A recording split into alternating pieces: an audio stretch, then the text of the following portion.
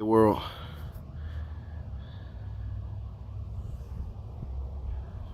If y'all ain't guessed now, it's the rack and pinion. It's the old one.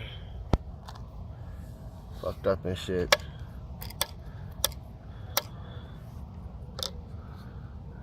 Oh, that shit's all nasty and shit. I replaced this motherfucker, so I don't know. Oh, I gotta send them the cord back anyway, so get my little $100 back and shit. But all seems well, I guess, man. They spray painted over that bitch. Didn't need that to happen, but whatever.